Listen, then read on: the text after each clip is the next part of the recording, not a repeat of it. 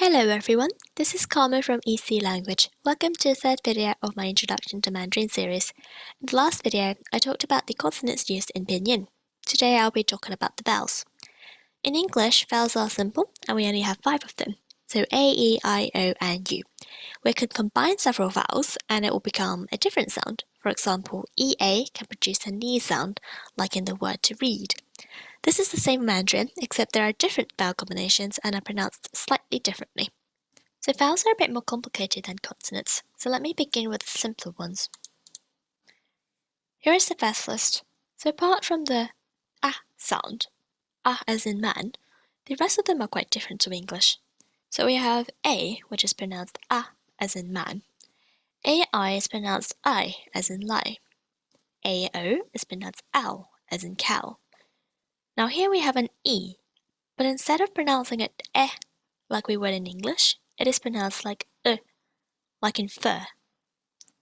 EI is pronounced like A, like the letter A, or as in the word main.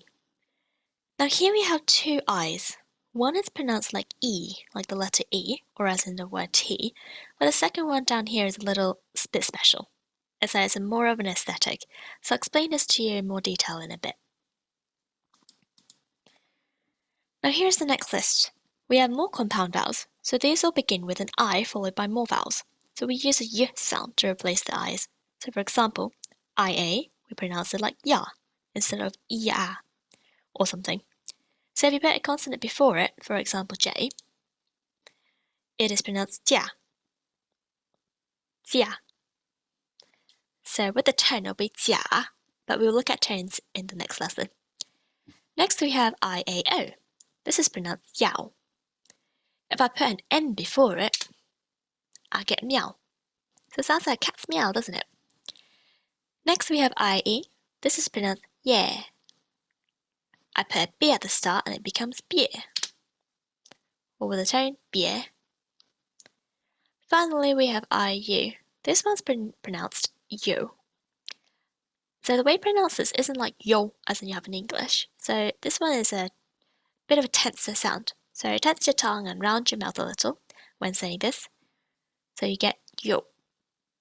This sound is quite similar to the IAO sound, but it's a bit rounder. So for example, if I put the L consonant, this is pronounced liu. Now listen to when I say IAO instead. Liao, liu, liao. So the mouth is more relaxed and opens wider when I pronounce liao. Liao, liu, liao, liu. Now here is the final list. So we have an O here, which is pronounced like the or in door. So pretty straightforward. Next, we have OU. I put down go here, but it's not quite pronounced like the O in go. In go, the O sound is directed more to the front of your mouth. OU is pronounced O, which is a more rounded sound, and the voice stops more towards the back of your mouth. If I put a G in it, it is pronounced go. So it doesn't sound quite like go, does it? So I guess think of the word goal, like when you score a goal in football. It sounds like the O in goal, but without the L sound at the end. So O, O. Next is the U.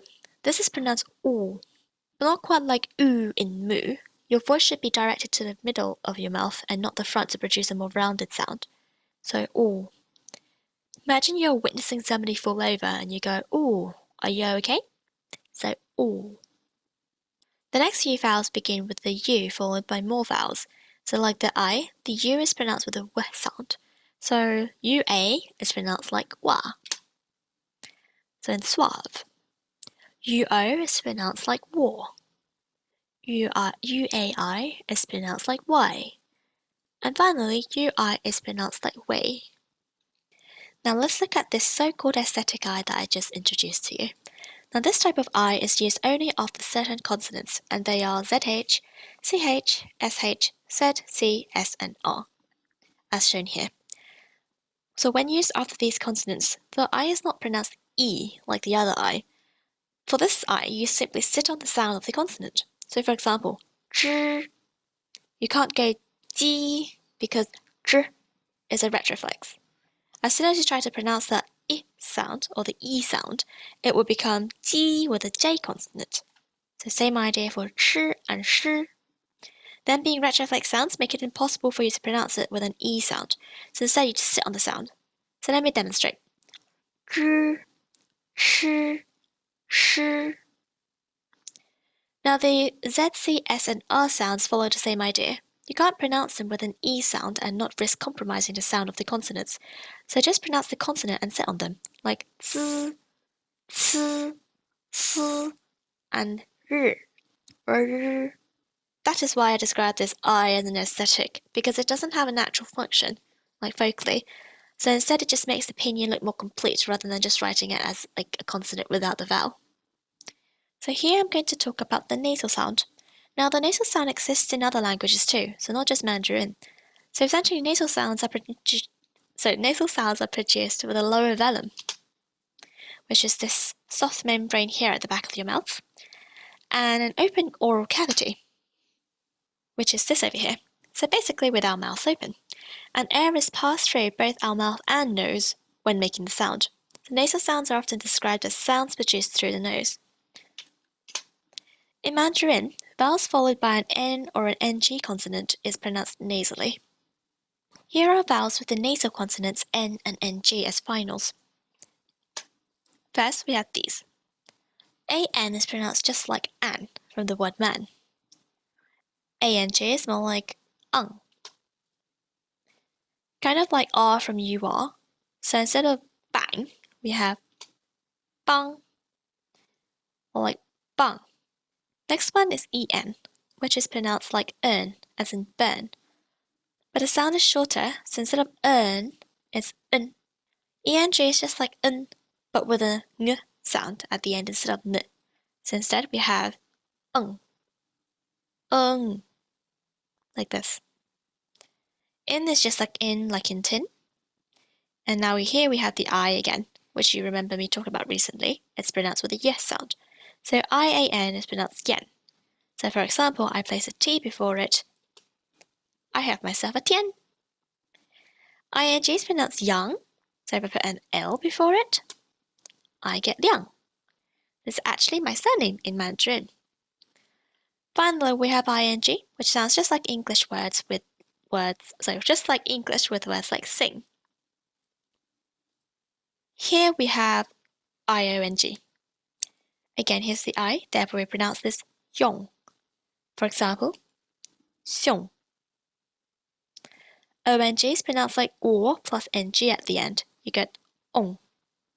For example, we have the word zhong, which is used in the Chinese word for China, 中国, meaning Middle Kingdom.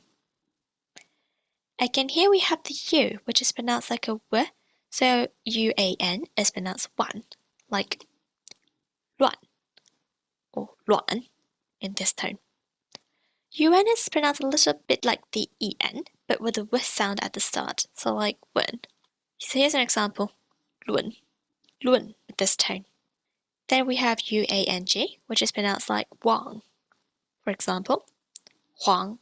Then we have these two umlaut U's. I'll explain the sound of the umlaut U in a bit, but for now we have umlaut UAN, which is pronounced like yuan. For example, juan. Juan. Finally, we have the umlaut UN, which is pronounced like un in French. So another example, jun. Jun. So now here we have two more umlaut U's. A single umlaut U is pronounced like U, as in new, or words like pneumonia. So here's an example, new. So now we have the umlaut UE, which is like ue. So like ue. Sounds kind of like new air, doesn't it? So now, like I said, the umlaut U is quite special, so let me explain this to you in more detail. The umlaut U is quite unique, so don't confuse this with the normal U though. I'll make a comparison in a bit. So like I demonstrated it before, the umlaut U is pronounced like the U in new. Your tongue should be relatively tensed, and the lips must also be tensed and rounded. This U sound only appears after certain consonants, which are N, L, J, Q, and X. And because of the way we shape our mouths when pronouncing the J, Q, and X consonants, which is a flat tongue and a wide smile, the U that follows will always be an U sound. Hence, when written, the umlaut is usually omitted, so it'll look like this. So you got ju, tu, and xu. On the other hand, you can produce a normal U sound with the consonant N and L, which means different things to when an U sound is used. So therefore, we have to write in the umlauts to differentiate between sounds like nu, nu, lu, and lu. Okay, so let me repeat those again. So there's nu, nu, lu, lu. Okay, so I'm not sure if you can tell, but there is a difference in the way they're pronounced, and they also have different meanings, and you can also apply different tones to them. So remembering with the N, L, you do have to put an umlaut. J, Q, and X, you don't have to. So now, what is the difference between a normal U and an umlaut U? The normal U is pronounced with a more relaxed tongue, and the lips should also be more relaxed than less rounded. Note also that the U sound does not exist after consonants J, Q, X, and J, Q, and X for the reasons I just explained. However, it can appear after N and L. If there is no initial consonant before the U and the ue, then we replace the umlaut U's with the semivowel Y, as shown. U becomes U and ue becomes yue. Again, the umlaut can be omitted. Please note, the words U and yue are never pronounced with the normal U sound, so never you or yue, so always you or yue. Here's a little summary about pinyin. So there are 21 initials, which were shown in my previous video about the consonants. W and Y are considered semivowels, but can also be used as initials, so I showed with the example of yu and yue just now.